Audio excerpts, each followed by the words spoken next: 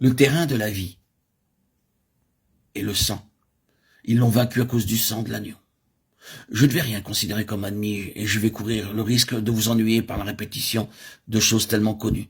Quand nous citons ce passage d'Apocalypse 12, 11, ils l'ont vaincu à cause du sang de l'agneau, libérons complètement nos pensées de l'idée que cette victoire à cause du sang est une question de recours à une phraséologie, c'est-à-dire qu'ils se sont emparés de la parole et se sont mis à lancer de façon objective à la tête de l'ennemi.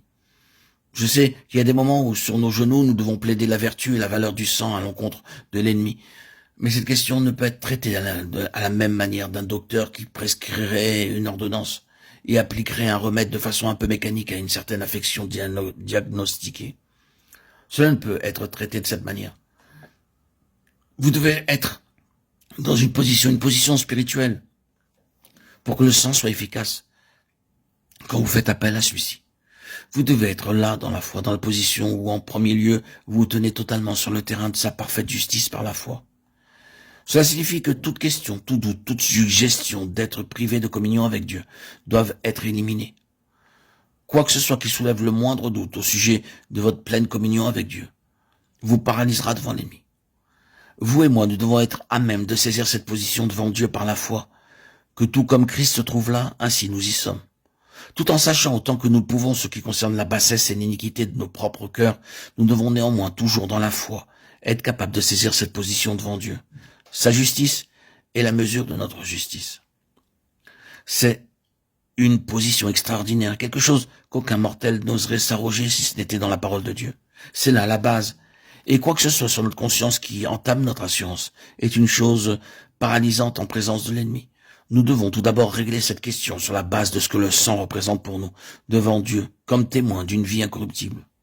Et bien sûr également tout ce sur quoi l'Esprit lui-même met le doigt et dit « Regarde ici ». Ceci est quelque chose dans laquelle tu persistes, quelque chose où tu agis volontairement, de ta propre initiative et sciemment, qui n'est pas conforme à la pensée de Dieu. Tu dois le rejeter. Autrement, nous sommes défaits en présence de l'ennemi, et il a l'avantage. C'est une condition par la foi, et en marchant dans la lumière, qui nous amène à une position d'ascendance sur l'ennemi, qui est l'unique base sûre et juste de témoignage. Aboutissons au témoignage. Le témoignage a pour préalable cette condition. Ainsi, ne pensons pas à utiliser des phrases en face de l'ennemi. C'est l'occupation d'une position qui paralyse l'ennemi, une position inexpugnable. Et tout ce qu'il peut faire est de tourner autour, essayant de trouver un moyen d'entrer. Le sang est la base du témoignage. Ils l'ont vaincu à cause, et je pense que cette traduction est bien supérieure, par le sang de l'agneau. Cette traduction nous fait simplement progresser beaucoup plus loin dans la compréhension de cette chose. Ce n'est pas par l'utilisation de quelque chose de façon objective, mais à cause de quelque chose dans une réalité subjective, à cause du sang de l'agneau. Par le sang de l'agneau. Eh bien, voyez-vous, cela signifie que la croix doit être devenue une réalité. Le sang est dispensé, devient efficace par le moyen de la croix. Je veux dire que la croix doit avoir ôté tout le terrain de la mort pour que le témoignage du sang soit établi en vie. Le terrain de la mort est traité dans la croix.